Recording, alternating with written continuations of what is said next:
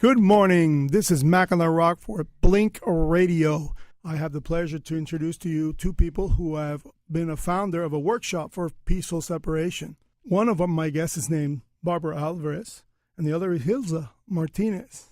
Thank you, Manny. Thank you so Manny. much. Yes. Hello, and welcome to Peaceful Separation here on Blink Radio. We're your hosts, Barabra Alvarez, and I'm Gilza Martinez. And today we'll talk about conscious divorce, separating peacefully for the health of the family and all its members. So first off, let's introduce ourselves then and what qualifies us to talk about this subject. You first, Gilza. Okay. So as I said, my name is Gilza, and I am a licensed marriage and family therapist. And I've been practicing in Miami-Dade County for, Barbara, over 25 years. Okay, working a lot with children, couples, families, different life transitions. And having been divorced myself, not being in a great place for a long time after that divorce, my practice took a bit of a hit trying to figure out, well, how am I helping families if I'm getting divorced myself? And how can I tell people what to do if I don't know what I'm doing? So from there came a lot of that soul searching and redefining my practice. And then I met you, Barb. Thank you. And let's see, what qualifies me? Well, I have been divorced twice. And both times it was pretty amicable, except that I didn't know that I was having a conscious divorce. It was sort of kind of, I wanted to be friendly and I wanted to be nice and I wanted to be at peace. And let's see, I'm also a yoga teacher and I work with a lot of people on mind-body issues. And the yoga community, as you know, is a very peaceful, loving community. And this is an idea that has really taken root in that community. So Gilza and I got together, I don't know, about last year, and we decided to create this mind-body workshop called Peaceful Separation, where we could marry, if you will, the concepts of, therapy with the concepts of yoga and movement in being able to help people transition through divorce and separation, but in a peaceful, cooperative way. Yes. We both talked a lot about how to really get that, to really get people to understand that this mind-body connection reflects, kind of spills out into other relationships, and particularly for their children, children that surround even their own children. So we put together, right, this timing and these conversations with people and really trying to be able to talk about all of the range of feelings that happen when people separate. Now, why did we do this, Barb? Where does this idea come from for us? Well, it was born from a workshop that we did together, actually. We were up in Massachusetts at the Kripalu Center for Yoga, and we were doing a transformational workshop. It was called Leading Transformational Workshops. And I was in the process of a difficult divorce. And difficult, I say, because, of course, divorce is always so emotional. And it's such a hard thing, especially when you have kids. And you, as my girlfriend, always have been someone who has helped me process whatever transition I'm going through in my life. And we came out of there talking about how maybe we could help people by putting together not just a workshop where people would talk and talk about their feelings and address each other, but also move through it, do a whole mind, body, something that involved yoga, something that involved breathing, something that involved processing feelings. And that's how this workshop was born. That combination. I mean, we have heard so much in the media. There is so much in the media about these contentious divorces. What are some of them that you've heard of?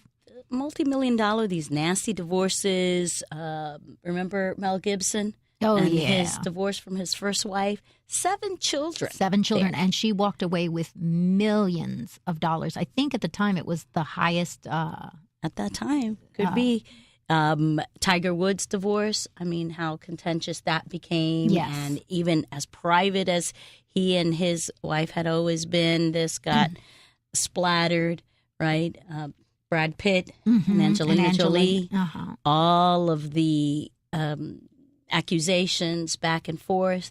I mean, that's a typical day in my office, Barb. Yeah. That's what I hear in my office. But as you said, a big piece of that is looking at all of the impact, not just the millions of dollars and $50 billion, I think, is the number. I don't know where I'm coming up with that number, but that is the divorce industry. It's about a $50 billion industry. It's a huge industry. And I always feel like I'm a little speck, a little pebble in the pond working against, as you said, all of these high-profile divorce attorneys and so forth, trying to just be able to help people, honor what had been. They loved each other at one point. They were together at one point, and to be able to honor that original agreement and be able to, really transition through this in a different way. But it's tough when there's so much money out there. It's tough, and it's also tough because we're almost cultured and socialized to go to battle when we divorce. There is so little out there about amicable divorce. It does not get the press, of course, because it's not as dramatic. It's not as exciting. But unfortunately, our families and our kids pay the price. We pay the price when we go to battle like that. Yes, we do. And I think that's a big piece of what we wanted to try to talk about here today, which is really encouraging this idea of there is another way. There is another way to really be able to talk about separating from people, going through this really difficult transition, and come out at the other end. Come out at the other end, with a little lightness, a little more calmness. There definitely is a way to do it. The first time I'd heard about peaceful, conscious divorce in the media was when Gwyneth Paltrow came out with on her Goop website announcing that she was consciously uncoupling from Chris Martin, the frontman of Coldplay. Right. And the media had a field day. Total field day. Yes. They just they bashed her because they thought that was that new agey superiority. And unfortunately, a lot of what she was trying to do was missed, but not completely. Not completely. It wasn't lost on me and on you. No, it wasn't lost on me. And on the contrary, what it made me was very curious about that phrase and where it had come from and what she had, what she meant by it. And we found that it really wasn't something she just kind of came up with, but there had been some research, some work on this, and some therapists out in California doing the work of honoring this. And there is an actual article called Conscious Uncoupling, which is authored by Dr. Habib Sadigi and Dr. Sherry Sami. I'm hoping I'm not butchering their names too badly, but the article really does gives all the history of or a lot of history of this idea of being together with somebody until, the day that we die, and that whole concept. And what if that's not true? And how can we do this in a different way? And how outdated that might be. The article is fascinating. We've posted it on our Facebook page. By the way, you please feel free to go there. Peaceful Separation is the name of the Facebook page. We've posted it. But the article talks about back then when marriage was first invented, say, people lived about 40 years. What about if that concept for us nowadays that we're living twice as long, what about if that is completely just not doable? What about if it's more realistic to say have 3 marriages? And that goes against the grain of a lot of basic core American values, U.S. values, the whole idea of death Do us part. So I found that article to be very interesting. And then I further researched more of the phrase conscious uncoupling and came across the book, the actual person who had kind of cued the phrase and wrote a book called Conscious Uncoupling, and it's by Catherine Woodward Thomas. She's fabulous. I love her. Fabulous. And the book is very easy read, but nothing revolutionary in the sense of is something that we could really come to, but just so out of the norm. So out of the norm in the last 60, 70 years, certainly in the U.S. as far as divorce. And so I became fascinated. I really did. And then I thought, well, you have a point here to transition people. I've been doing counseling with people in offices all the time, in my office all the time, and wasn't always getting the movement. The movement, the talking and the dwelling of the feelings, but not really the movement of coming through maybe? The feelings of how did I love this person and how did I get this point where now I can't stand this person and I have to defend myself. And so a lot of these books that are here and the ability to do that kind of a seamless divorce, I started to look at are you seeing people doing that? I think we all know people that have gone through divorce and continue to be friends. I think we do. I do. I know a few people. It's not common, but continue to be friends and make it look so easy. And I know someone right now that's going through it, and I see her, and they're doing it so beautifully. But it's not without pain and not without tears and not without a lot of sadness and grief. Right. Do you know people that are going through this process in an amicable way? Yes. When I have started to present this idea, even to clients, of course, their first reaction is, well, no, if I could get along with him, I would have stayed married with him. If I don't want to be with him, that's the whole point. And so it's really, it really is a transformational process to watch them come to a place where they can look at all the pros and cons and the ways to cut their losses and all of that and still honor their feelings of being hurt or resentful or betrayed, however it is that the relationship is coming to a close. But I am seeing that some people can really do this. Some people can really make that choice, And why should we make that choice, Gilza? What is your feeling on that? That's a really important one, I think. I think firstly, people will say, well, for the children's sake. I've done a lot of work with the court systems in Miami-Dade County, and all you have to do is sit in family court one day, family court or domestic violence court, and it will break your heart what people will say and do to each other that then they get to take home and have to present to their kids or their children have already witnessed. Okay. So the first thing I think is the best interest of the kids. Are children going to be able to maintain some level of stability, be able to love both parents? Are they going to be able to have some sense of continuity in their life? Just because we, the grown-ups, decided, well, I don't want to live with you anymore. I don't want to share this roof. But in addition to that, I think part of your impact on me, Barbara, through the yoga and through all of our conversations has really been, what about the wear and tear on the grown-ups themselves? On the self. Yeah. There's when I get people in my office, oftentimes it's one or the other. Sometimes I can get them both in the office to come in and start the process of what is often called divorce therapy, okay? But oftentimes I get one or the other. And the wear and tear on the self is really almost predominant to the kids. I mean, they come in often for their own wear and tear, So I think that's a big one. If you're not at some place able to come to some place of calmness or peace, how are you going to parent? Right. I'll tell you, as a person that has gone through it and even is going through it, because I'm co-parenting with my ex-husband, who our divorce was final in 2015.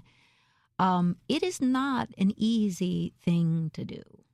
Sometimes we get together and we're great. When we get together for celebrations for our son or for a, graduation or for a football game or whatever, we can catch up like old friends and we have tons to talk about. And then some days, it's each one in his own corner because we're just, it's that charged and difficult. I do need and seek a lot of outside help in order to do it. It is my mission in life to make sure life is hard enough as it is. It's my mission to make sure to try to preserve my son's mental state, my mental sanity as best I can, and my own. And so whatever it takes, I will do that. I constantly practice this conscious co-parenting with my ex-husband. I practice it so hard, and sometimes I do it beautifully, and sometimes I fail miserably. So I give get me an engaged. example. Give me an example of how you do the conscious co-parenting with him. Well, one of the things I make sure to do is not to get engaged in any emotional exchange where I feel and see that it's getting heated. I just back up and I don't engage. And I feel sometimes the itch because I get angry and I want to engage. And I have learned over the years that doing that feels good momentarily. But it has the effect of having detonated a bomb in the relationship, in the family, because we're still a family. And that has spillover onto my son. Not to mention that it takes me, whenever that happens, it takes me days to regain my footing. I feel, nervous and anxious. And energy expenditure in dropping a bomb, in cleaning up the messes and the pieces from that. Yes. Okay. But it has taken so much practice. And it's one of those things that I have had to have at the forefront of my mind at all times. Never engage from a place of, an emotional reaction. I have to step back. And that's a hard one. I hear from a lot of friends or even clients who tell me that the not engaging for them sometimes feels as if they are stepping down, being less than, being stepped on, being taken advantage of. And so that conscious idea of really trying to put into perspective that this isn't something that we're doing for the other person, but really for ourselves. Well, if we can always keep in mind the costs associated with engaging in an angry and punitive manner, then I think we're better able to keep a cool head. If we can always keep in mind the costs. And I think that that's been a big piece of what we have been trying to generate here, the conversation about a peaceful separation, the ability to do it. And it's like any other skill. It has to be something that is learned, and we have to have a learning curve with that, and it needs to be practiced. And it really does begin with a decision, with a decision to do something different. Something than either what you knew. So many of my clients that have been even open to this idea of peaceful separation is that they're children of divorce. They grew up. You and I didn't. But they grew up in families where the divorces were horrendous, and they didn't have contact with their own, big chunks of their own families growing up. And so they wanted to do something different. And it's still a challenge. Like I said, we're cultured and socialized to go to battle when we divorce. This is completely, it's not natural. And yet there's a lot of people out there that are of the same mind as we are, you know, Barb, like you But said. then they get swayed by the divorce lawyers or the family members that are angry, you know, that their kids or their relatives are in these situations. And then they allow themselves to get pulled in these directions.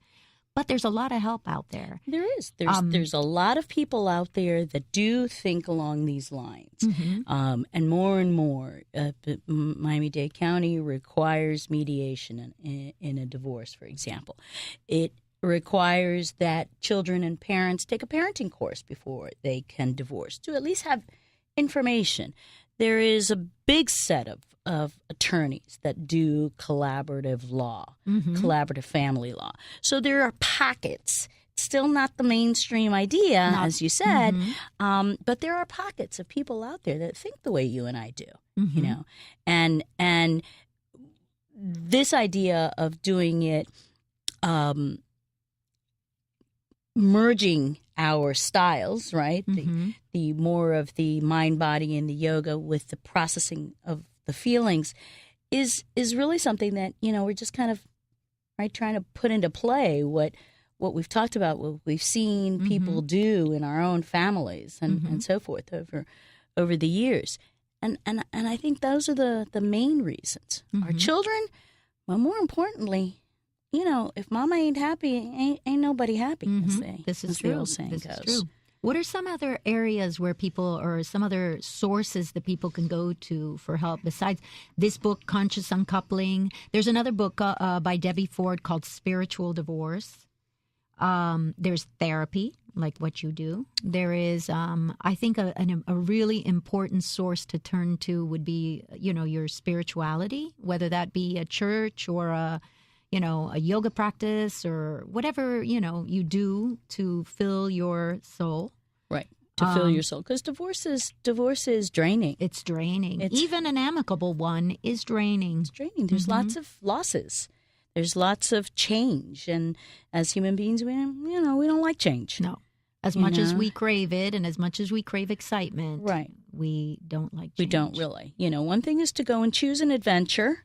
You zip line through Costa Rica, and another thing is to have change kind of imposed upon you, and you were nice, but I don't want to live with you anymore. So definitely change is something that we struggle with, and making those decisions and how to do those has to be very much a choice. It has to be very much a choice, and one where we can consider all of the options. I'm going to have a bias, my friend, of that. I think that therapy is a good place to do those things, but mostly because I think that it could provide a safe environment where you can bounce around all kinds of ideas and options on how to view a situation, in this case, a separation or divorce, whereas oftentimes we don't really have scenarios in our life where we can bounce around all ideas without somebody wanting to impose their way. How about, Gilza, is it possible when you have one person that wants a conscious divorce and the other person in the couple that doesn't, that can get very, very sticky? Yeah. I think so, because, you know, certainly the person that wants it is saying, well, you know, okay, this is not going to work then. It can't just be me. And again, feeling like if I do all of this and I'm being taken advantage of, and yet, as you've seen, even from your own experience, you can choose to respond or to react regardless of what your son's father says or does. It's challenging. Yes. I mean, obviously it would be easier if everybody wanted to be respectful and loving and create, you know, kind of a light at the end of the tunnel. However, I have seen people, both men and women, who make this choice and choose it for themselves. And it's really hard, almost blinders, like to be able to stay on that choice of, okay, so when he or she throws a bomb at me, I'm going to decide to respond versus just react. Okay. And really helping people understand, well, what are your choices? Yeah. What are the pros and cons to each choice? Mm-hmm. So I think it can be done. It's obviously more challenging, but just like marriage counseling, it could be done with only one person in the office. Yes. I think also this process isn't linear, and it's not really neat and that's a really neatly good point. packaged. Yeah. It's messy, and it's, we figure it out as we go along. And sometimes you're both on board and you're both wanting this to be peaceful. And sometimes one or the other is in something that limits his or her ability to be responsive with kindness and generosity. And so if you're not both crazy on the same day, that's a good thing. Well, that could be a good thing, yes. So if you both remember your commitment, or even one of you, if in my case, in the last couple of months, it's been pretty contentious. But as long as I remember my mission and my purpose, things don't get too out of control. So I think it's even possible, even if only one of you wants it peacefully. I mean, I think you made a good point there about this is a messy process, even when everybody wants to do this respectfully, kindly, peacefully. It's still a messy process. As human beings, feelings are messy. I'm married to an engineer, finance guy. 1 + 1 always equals 2 for him in his world. And the world of feelings and the world of human emotions, as I tell him, my world, 1 + 1 = 3. Always. A mother, a father, and a child. So 1 + 1 for me equals 3. It's not that clear cut, not that linear. And have to be able to be okay with going back and forth as long as there's movement, right? A circle keeps moving or a ball keeps rolling, even if it rolls sideways, backwards, forward, but it still advances at some point. The other thing I'll add, too, is that I'm constantly expanding my options as far as how to walk through this and stay on the path of a conscious separation and conscious parenting.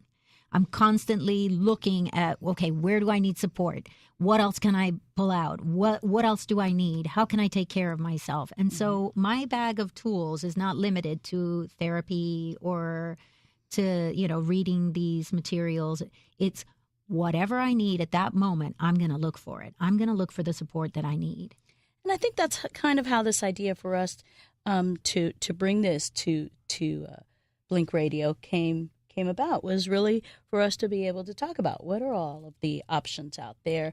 As I said, obviously, as a clinician, I'm going to think that therapy is a good one, but there are many ways to bring the self to the table and to reflect and to contemplate and to make choices and to start down a path and decide, oops, that's the wrong one. Let's pick another path.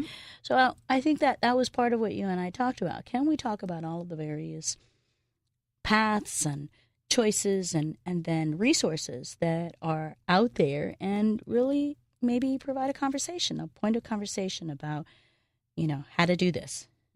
Absolutely. We should tell people to check out our Facebook page. We have a Facebook page called Peaceful Separation, and on it, we will go ahead and post these books that we've talked about today. And we've posted the article, Conscious Uncoupling, if you want to check it out. If you want to leave us a message on there, we'll be happy to respond. You can also find Gilza's website and phone number and my website on there. And it's a pretty new page, so it's still under construction, but we will be adding more and more to that page. Open to suggestions. Yes, absolutely. This is a work in progress for us. Yes, if there's something that you'd like to explore, on this show, please let us know. We're open to that. Okay. So that sounds great. Okay. So that's about all the time we have for today. Thank you so much for joining us. And join us next week when we'll continue exploring peaceful separation here on Blink Radio. Thanks, Barb. Thank you, Gilza.